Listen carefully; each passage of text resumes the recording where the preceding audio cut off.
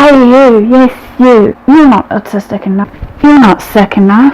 You're a burden. You're not good enough. You're not going to become a famous actress or writer. You're not going to be living alone, and so on and so forth. Hi chameleons, welcome back to my channel of an everyday life of an Aspie. You may be wondering right now what was all that about that I shared with you all, right? Maybe questioning why you're being so negative or hard on yourself, Aspie. Why are they saying these horrible statements to yourself about you? Yes, you. Can't you stop thinking and saying these to yourself and be acting this way? Let's be real and honest with you guys right now. An answer to this, that it would be simple if others around me that are able-bodied and able-minded didn't choose to discriminate us or humiliate us to the point that will disregard us or disrespect us, or even to this point cause us to have low self-esteem issues and so on and so forth, or even just humiliate us in general based on our physical or mental appearance based on our disabilities. I'm not the only one that may have felt this way on a daily with this self-destructive talk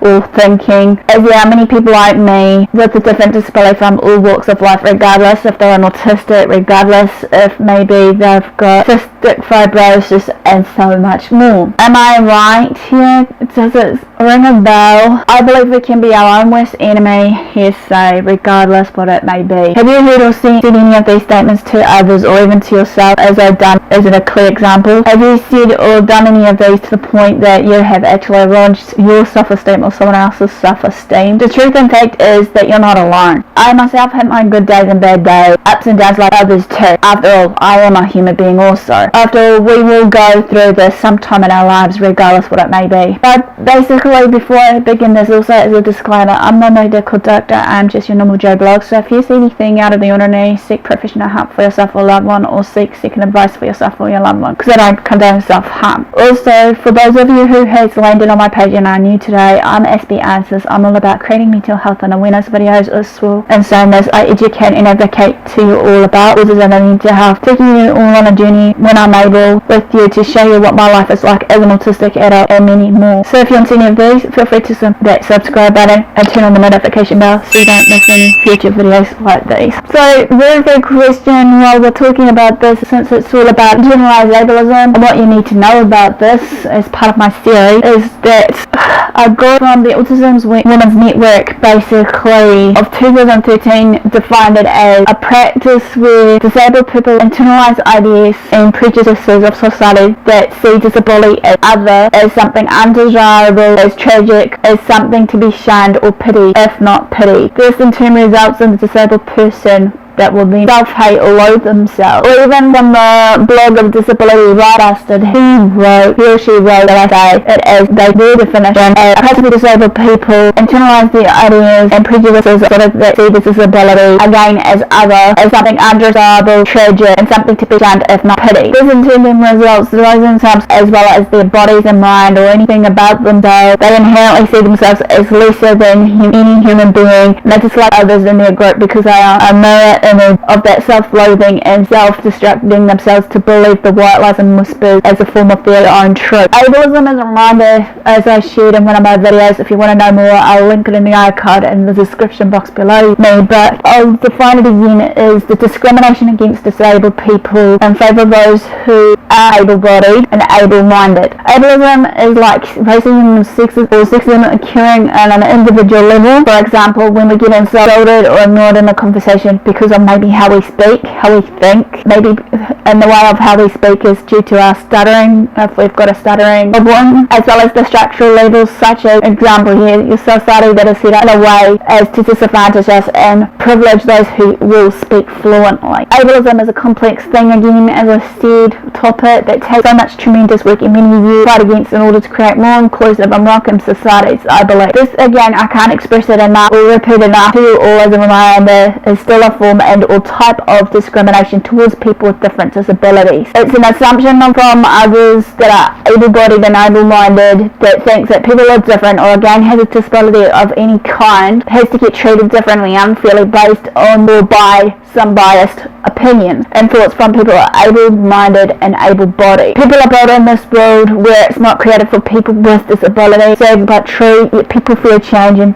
people fear of being different, or anything that may look or feel different. There are and has always been subtleties to discriminatory behaviour and attitudes towards others, along with the unwillingness or compromise to make life easier for those with a disability. However, a little definition and explanation to illustrate to you all, to give you a better understanding, is when someone with a disability has heard or seen so many ableist comments, perceptions, ideas and assumptions that they'll most likely will say it to themselves or to others with a disability. Examples such as with me being an autistic and having some mental health issues, a classic one, as I will share more about this, about my experience with this in the next video over, so stay tuned for that, but I'll say it now, is that one classic one, I get a lot of stares of people looking at me, staring at me, that I'm wearing sunglasses indoors, be it in a public place of a restaurant, library, or anywhere in general that I deem fit, that is basically, you know, not sunny, obviously. And the reason, as I shared before, many times before, for many of us autistics, we have a tendency that we can't tolerate certain levels of maybe extremities of light, touch,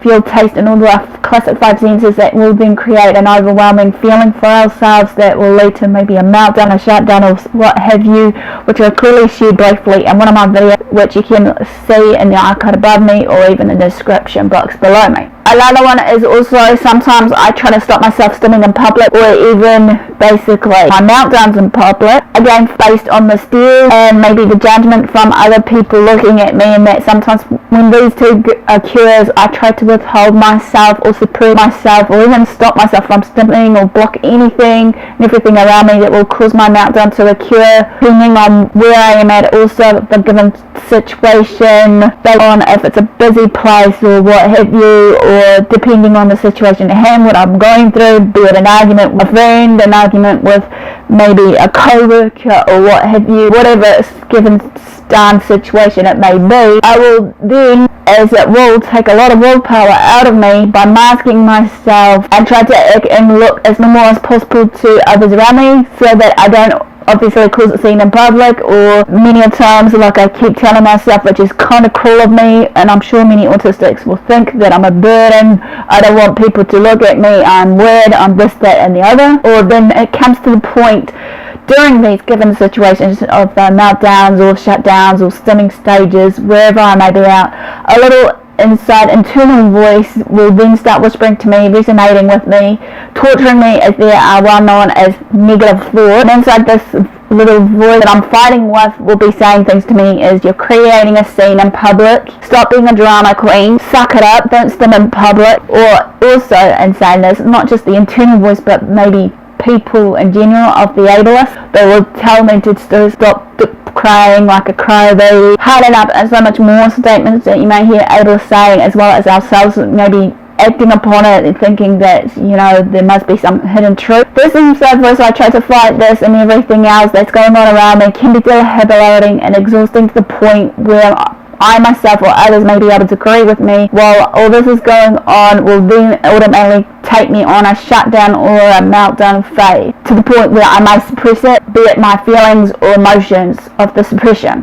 When we're doing all of this to ourselves, we then oppress and the refusal of help for our accommodation needs and or services that we may require, whatever the reason of that internal voice of reason will then take effect. May decide to push people away, thinking we can cope on our own or what have you. This way, then we end up blaming ourselves for the oppression that we may be experiencing at that time. A book by Deborah Marks has explained it rather aptly in a book called Disability Controversial Debate and Psychosocial Perspectives.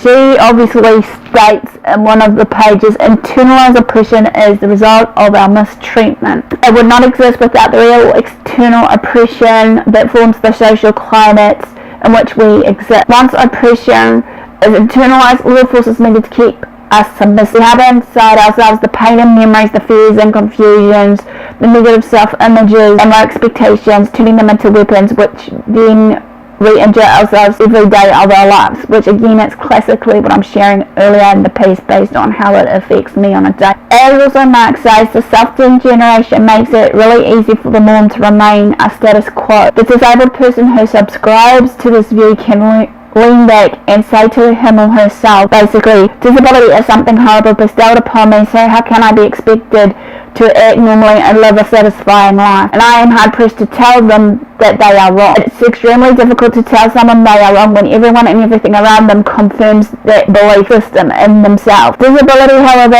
is a great excuse for lowering in a misery that in other people might simply be called sadness. For if it is really serious, depression, a psychological state that is expected to be dealt with and overcome with unforeseeable time frame. But for the disabled, it's not necessarily so. They are living tragic lives and in sympathetic understanding we forget to care for it. Misery is an existential condition for the disabled, and they have an inherent right to feel so by the tragedy they represent for us. And that view serves us disabled pretty well. We get a real deal of attention also by playing the victim role. Obviously, we get empathy and care from those around us. But then again, as I said before, that sometimes without fear or with the help from others of the caring stage, which is the right way for caring for our well-being and our mental status, needs to be addressed here, needs to be real onto it. We end up acting so pathetic they can't differentiate between care that they're actually needing and a treatment that's nothing but pampering and degrading. Others hate it but aren't able to escape their self-inflicted victimization, thereby becoming the poster image for the bitter cripple. The care and attention is a kind of paternalization or paternalism that only perpetuates the oppressive relationship between disabled and non-disabled beings. Allows the non-disabled to show a profound and sincere compassion and sympathy for us while we are kept in a position of social subordination and gratitude. It keeps us in a state where it's all right for ourselves and others to view us as dependent, helpless, innocent victims who through our physical limitations are unproductive and often a burden. We are at our most acceptable if we sit down, shut up and act if we didn't exist as human beings at all. All of this that's going on in and around this, yet why does it happen is the question I want to throw at you. To me, that question is a good one, and the best answer I can give to you right now is self-reflection of society as well as ourselves as a whole. Some of us have come to a point in our lives that we should be able to be made and act as normal as possible, but then again, yet what is normal these days? Normal is so overrated. I did share about being normal and my thoughts on this on a video which you can click in the old card above me and in the description box below me of my thoughts on this. But to be honest with you all, just to think of all of this as well is also how our personality and self-thinking is based on our culture and upbringing in our society, where everything and everyone is changing. It looks like an ableist and a social and medical, also a medical model of the disability wing. I believe that this needs to be changed, however, I can't stress it enough, which I hope to talk more about these different models at a later date, so if you're interested, stay tuned for that. This is being seen as a marginalisation or even more as a moral character. Society uses disability as a problem and not as society itself lacking in the means or accommodations for people with disability being the problem, and we then get denied and rejected for those who need the accommodation and support that they need the most, or even we are known for being a problem or burden with that form of disability. So what do we get out of it, or how can we solve this is my last question. And my answer to this is by buying the ableism idea, however, we get the opportunity to be lazy. We've become the mute and mindless receivers of charity and well-meaning. So the steps here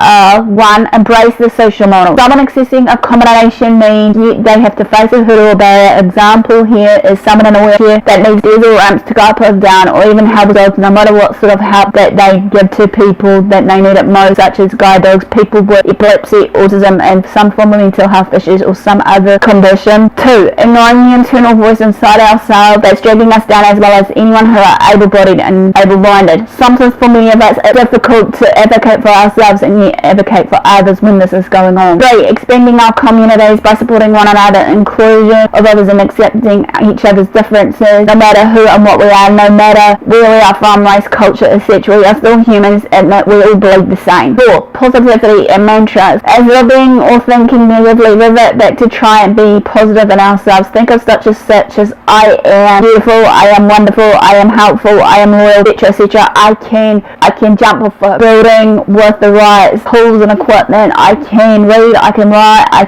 can talk, and maybe have some other things such as quotes that you may live by to post on your walls, mirrors, or anywhere else to uplift yourself when you're feeling down. 5. Education. While this ultimately is the most important one on the list that I want to share with you all, I believe it's still crucial. We need to understand ourselves in other ways to shift the focus away from our bodies and onto social discrimination, ableist social expectations. So the overwhelming majority of, let's say, majority of stuttering literature assumes the medical model. Basically, this needs to be changed, however, for people that stutters. Community. We need communities to affirm and encourage this fluent speech, blind, or any form of disability whatsoever. That we need to support self-help groups, but we also need communities that are based in medical models of either stuttering or some form of disability. Communities such as this fluent speakers also that can encourage one another enough to imagine these stutters not as individual problems to cope with, but it is important and diverse voices in the world, as well as anybody else with a disability as well that can be a voice for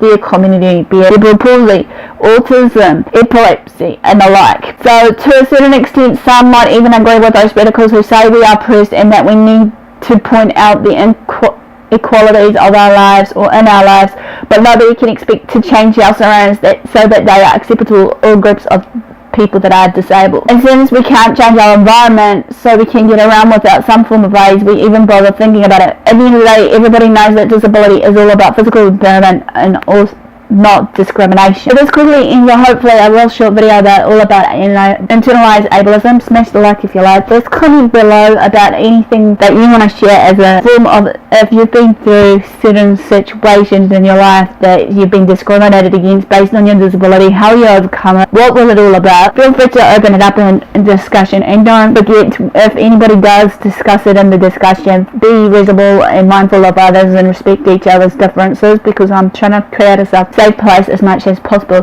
So no further ado, guys, thanks for support, thanks for watching. Don't forget to share these videos around, follow me on my social media, and no further ado, guys, thanks for support, thanks for watching. Do rate, love what to do. Until next time, Aspie signing out. I'll see you again soon. Ciao for now.